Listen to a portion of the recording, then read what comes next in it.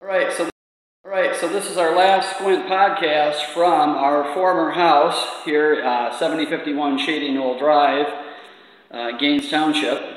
I'm in the house, and I want to share one last podcast. What I want to share is a great story that happened.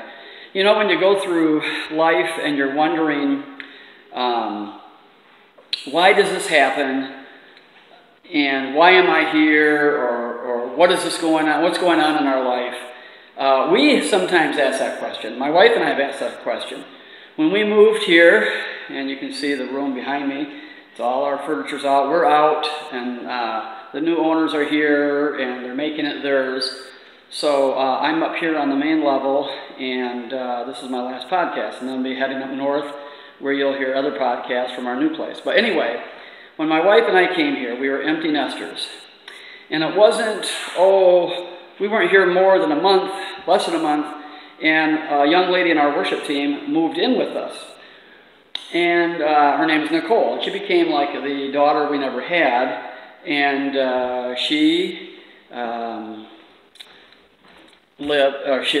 this was her room in here, our guest room. This was her room in here, kind of behind me. And so she came with us. She was a college student at Grace Christian University.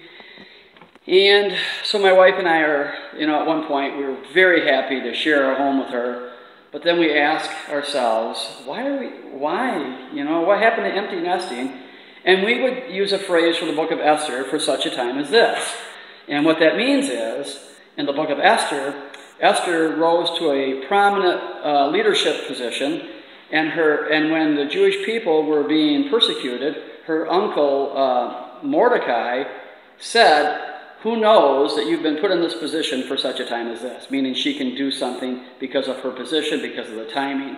So the timing was good for my wife and I to be generous and to share our home with Nicole. And then a month later, our 6-year-old grandson came to live with us. So Nicole was, fortunately we had 4 bedrooms, and this house has 4 bedrooms. And this room here was my wife's doll room, where she had all her dolls in here. Well, we had to make this a room for our grandson. And now we're really asking why this, but we keep thinking for such a time as this. We don't know what that time is, but we keep thinking that maybe God has something. Well, when we moved in this house, all the walls were white. Everything was white. My wife likes vibrant colors, and so, we had some painters come in and give us bids. And one night at dinner time, Nicole said to us, well, there's a guy in my theology class at school, and he paints houses. He's done some parade of homes, and would you be willing to entertain a bid? So we said, sure. So he came and he bid on the job, and we liked his work, and we liked what he had to say, and we always like investing in Bible college students. So we hired him. So he is here painting our house. Now, this all happened throughout the summer and into the early fall of 2006. And then our church, my church at that time, was Life Track Community Church, and we co-sponsored with another church a Walk Through the Bible seminar. And the other church hosted, and so our church had the responsibility of bringing the Friday night snack, coffee, cookies, that type of thing. And so my wife and I are looking at each other, thinking that our young lady, Nicole, can watch Christopher so we can go do this event, and she has to work. So now we need childcare for the first time we need childcare. So our neighbor girl across the way, she was about 14 or 15, she came in, her name was Jocelyn, and she came in and she watched our grandson. So when we got ready to leave, we said, look, our painter is going to be upstairs, so why don't you guys stay downstairs, watch TV, play games, whatever, and then, we'll be home around 9 o'clock.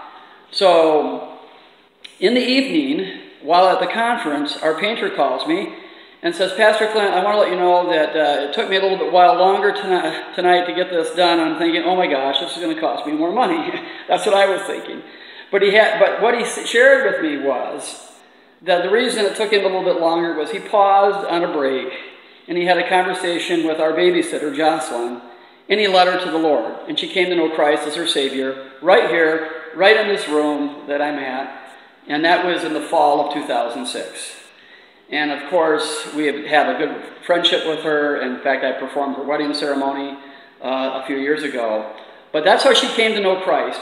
And when you think about, for such a time as this, just think about that.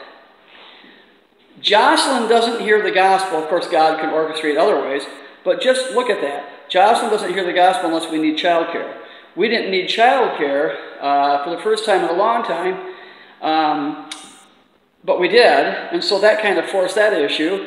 The painter, who he is an evangelist, and today he's a pastor, an associate pastor in an area church, he doesn't paint our house if Nicole's not here to tell us that in her theology class is this young man who paints houses. So having Nikki and our grandson here was really, really good. It was a setup, I believe, of God just kind of setting and orchestrating things so that what could really happen is not that my house would get painted, but that this young lady would receive Christ. And so, when you wonder what's going on, why is this happening, why in our season of life, why did this, why that type of thing, for such a time as this, just think that God may be preparing and paving the way for such a time as this. Well, this is kind of double the video time, so I just wanted to share that with you. From my no longer home. This is no longer my house. It now belongs to a young family, and I know they're going to do great things here and enjoy this. And we've enjoyed it, and we know now that God has a new season for us. So I will podcast with you in 2 weeks from our new location. Until then, take care. Have a great week. Bye-bye.